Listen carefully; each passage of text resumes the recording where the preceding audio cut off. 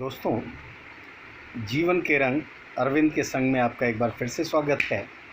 और आज मैं आप लोगों को एक छोटी सी घटना बताने जा रहा हूँ। बात उन दिनों की है जब मैं 10वीं या 12वीं में पढ़ता था। गोरखपुर में रहता था और वहीं पर सारी शिक्षा दीक्षा हुई है। पिताजी के साथ रहता था, माताजी गांव में रहती थी। तो अक्सर क्या होता था कि हम माताजी से मिलने गांव आया करते थे। एक बार ऐसे ही बारिश का मौसम था और मैं पूर्वांचल एक्सप्रेस से आ रहा था।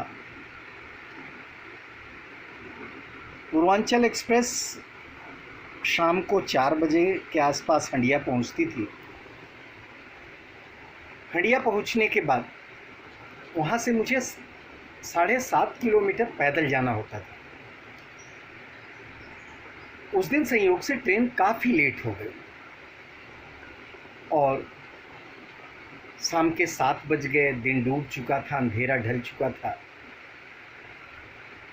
मेरे एक हाथ में मेरा अपना सामान वाला बैग था और दूसरे हाथ में प्रेशर कुकर का डब्बा था। मैं घर पे प्रेशर कुकर ले आ रहा था। मैं किसी तरह चल दिया। बूंदाबांदी हो रही थी, लेकिन इतनी तेज़ बारिश नहीं हो रही थी कि रुका जाए। रास्ते में कच्ची सड़क थी चूँकि, इसलिए कहीं कहीं पानी लगा हुआ था, कहीं कीचड़ था। बचते बचाते जब मैं गांव से 2 किलोमीटर दूर रह गया,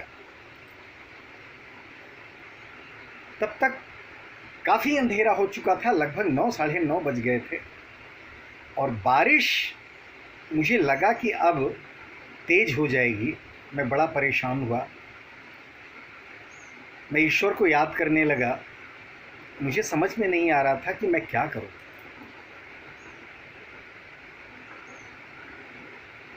और जहाँ से ये दिमाग में मेरे ये सब बातें आईं, वहाँ से लगभग 100 मीटर गया होऊंगा कि अचानक मुझे साइकिल के घंटी बजने की आवाज़ आई। तो मैं थोड़ा साइड हट गया कि साइकिल वाला आगे निकल जाए, लेकिन साइकिल वाला आके मेरे पास रुक गया। बड़े आश्चर्य की बात थी कि इतना अंधेरा था, घनघोर अंधेरा। बारिश के समय आप तो जानते ही हैं, बादल घिरा हुआ, अंधेरी रात, हल्की हल्की बूंदाबांदी और चारों तरफ से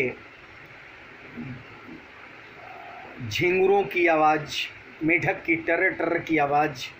भयावह वातावरण तैयार कर दिए थे, लेकिन मेरे मन में भय नहीं था। हाँ, ईश्वर के प्रति अगाध आस्था होने के नाते मैं ये सोच रहा था कि हे ईश्वर, जल्दी से मेरा रास्ता कंप्लीट हो जाए और मैं घर पहुंच जाऊं। क्योंकि माँ को पता था कि मैं आ रहा हूं, इसलिए थोड़ा वो चिंतित भी होंगी, यह सोच के मैं और भी चिंतित होता जा रहा था। जब साइकिल मेरे बगल में खड़ी हुई तो मेरे मन में थोड़ी भय आया और शरीर में थोड़ा सिहरन भी हुआ। लेकिन उस आदमी ने, मैं चेहरा तो नहीं देख पाया अंधेरे में, लेकिन उस आदमी ने मुझे कहा कि देखो बेटा, बारिश बहुत तेज होने वाली है,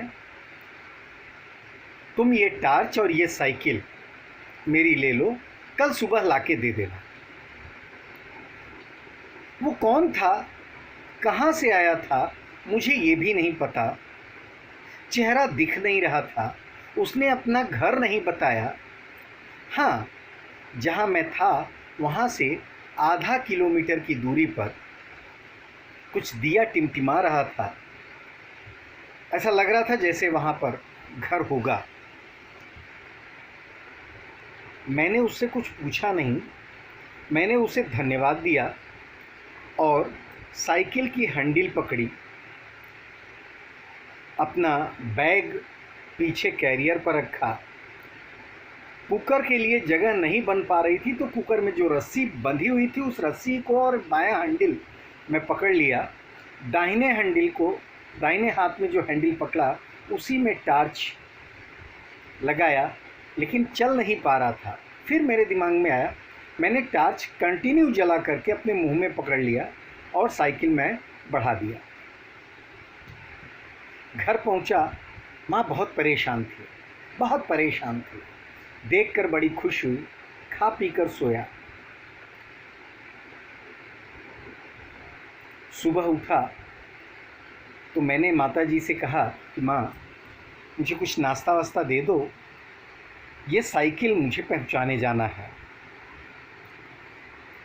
माँ ने पूछा किसकी साइकिल है, तो मैं बता नहीं पाया क्योंकि मैं उनसे पूछा भी नहीं था और न ही मेरी कोई बात हुई थी। खैर, मैं साइकिल लेकर के, जो मेरा अनुमान था, मैं वहाँ पहुँचा। बड़ा आश्चर्य कि साइकिल उसी घर की थी जहाँ मैं पहुँचा पूछने के लिए कि भाई साइकिल किसकी है, कौन मुझे दिया था। साइकिल भी उनकी थी, टार्च भी उनका था, लेकिन दिया मुझे किसने ये किसी को पता नहीं। क्योंकि जब मैंने बात किया तो उनके घर पर कोई पुरुष गांव में नहीं था। कमाने वाले पुरुष बाहर शहर थे, वहाँ पे महिलाएं ही थीं और उस घर का जो अंतिम पुरुष था वो 2 दिन पहले ही वो बॉम्बे चला गया था। मैं बड़े आश्चर्यचकित था और वो परिवार भी आश्चर्यचकित हुआ कि आखिर ये साइकिल आपको किसने दिया। ठीक है, एक बार मन में आता है कि साइकिल बाहर पड़ी थी, आप उठा ले गए, लेकिन टार्च घर में थी, वो कैसे आप ले गए। क्योंकि मैंने अपना परिचय बता दिया था और पिताजी को सब पहचानते थे, इसलिए किसी को ये भी नहीं होता था कि मैं चुरा कर ले गया हूँगा। लेकिन मेरे मन में ये बात ज़रूर आ गई कि हो न हो यह कोई ईश्वरीय चमत्कार था और ईश्वर की प्रेरणा से किसी ने तो मुझे साइकिल और टार्च दिया था।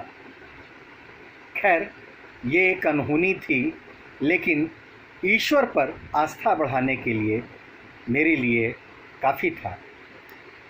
तो ये मेरी एक छोटी सी कहानी जो मेरे जीवन से जुड़ी हुई थी और आज ईश्वर के प्रति जो मेरी इतनी अगाध आस्था है, अगाध लगाव है, मैं सत्य मानता हूँ कि सचमुच आप सच्चे दिल से याद करते हैं तो भगवान आपके पास आते हैं। रूप कोई भी हो सकता है, रंग कोई भी हो सकता है, काम कोई भी हो सकता है। धन्यवाद मित्रों।